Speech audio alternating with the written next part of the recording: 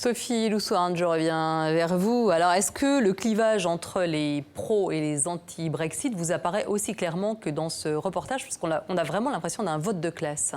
Il est vrai que le vote sera déterminé à la fois par l'appartenance sociale et par l'âge. Les jeunes de moins de 45 ans sont favorables au maintien dans l'Union européenne, alors que les personnes âgées de plus de 60 ans souhaitent le retrait de l'Union européenne.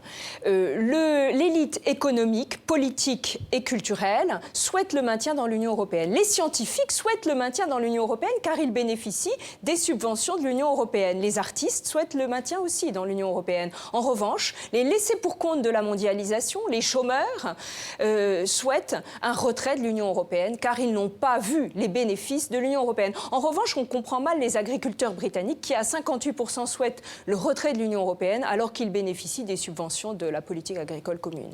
Alors, vote de classe, en revanche, on a l'impression que la variable gauche-droite est moins évidente dans ce vote. Alors aujourd'hui, à la différence du référendum de 1975, le Parti conservateur est divisé.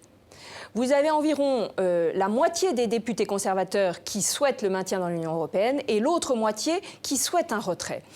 En revanche, le Parti travailliste souhaite le maintien du Royaume-Uni dans l'Union européenne et les libéraux-démocrates souhaitent également un maintien dans l'Union européenne. Donc, le vote sera déterminé par les électeurs travaillistes et libéraux-démocrates. Et il est vrai que la campagne du Parti travailliste pour le maintien dans l'Union européenne a été très faible. Alors aujourd'hui, le Premier ministre et le ministre des Finances, George Osborne, mettent en avant les risques d'un retrait de l'Union européenne pour l'économie britannique qui subirait une perte d'emploi, une chute de l'investissement, une chute de la croissance d'1% du PIB, une chute de l'investissement et des conséquences néfastes pour les échanges commerciaux.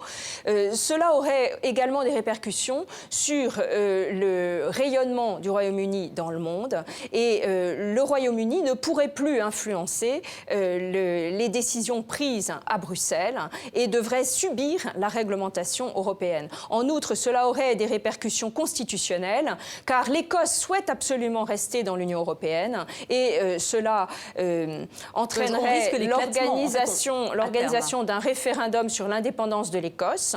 Le Premier ministre écossais Nicola Sturgeon souhaite l'organisation d'un référendum et cette fois-ci, à la différence du 18 septembre 2014, les Écossais pourraient voter pour l'indépendance, ce qui conduirait à un éclatement du Royaume-Uni. Oui, il pourrait y avoir un effet domino, donc. Exactement. Alors, les pro-Brexit, eux, pointent la question du chômage en Europe, en Grèce, en Espagne, au Portugal.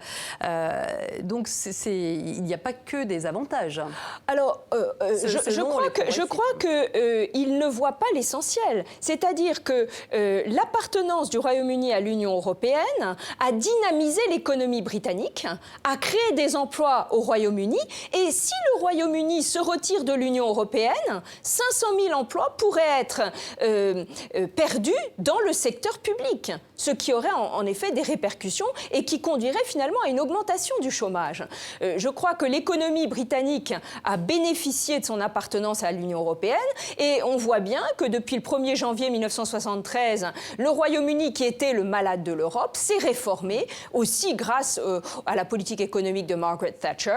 Mais aujourd'hui, le Royaume-Uni est un pays qui connaît une croissance économique forte. 50% de ses échanges commerciaux se font avec l'Union européenne. 3 millions d'emplois dépendent de l'Union européenne. Les investissements en dépendent. Et aujourd'hui, beaucoup d'investissements sont suspendus justement par cette incertitude autour du vote du 23 juin. Et pourtant, les pro-Brexit ont vraiment l'impression de lâcher beaucoup d'argent à l'Europe.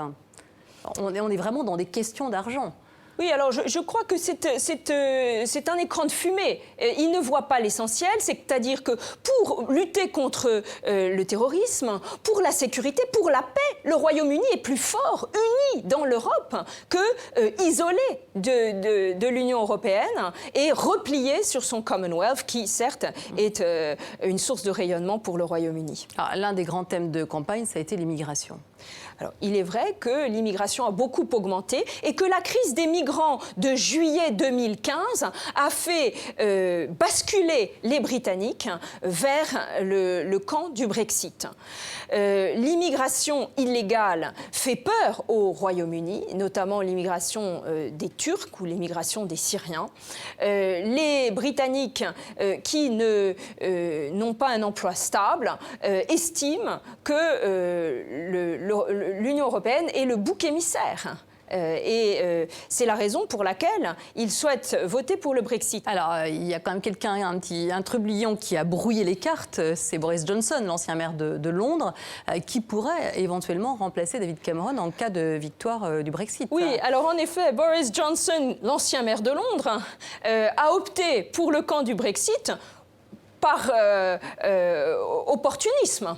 Car il souhaite, en cas de victoire du Brexit, remplacer David Cameron comme Premier ministre. C'était un gros pari quand même de la part de Cameron. Alors, c'était un pari lorsque Cameron a annoncé l'organisation d'un référendum en janvier 2013, mais il a bien fait d'une certaine manière parce que ça lui a permis de gagner les élections législatives de mai 2015, ce qui n'était pas du tout acquis. Et on a vu d'ailleurs en mai 2015 combien les sondages étaient peu fiables et donc il existe encore une marge de manœuvre. Alors aujourd'hui, David Cameron, en effet, en cas de Brexit, devrait sans doute quitter Downing Street. Merci beaucoup Sophie Lousouarn. Donc réponse dans une semaine. Je rappelle que vous êtes maître de conférence à l'université de Picardie et spécialiste de la Constitution britannique et auteur de David Cameron, un conservateur du XXIe siècle. Merci.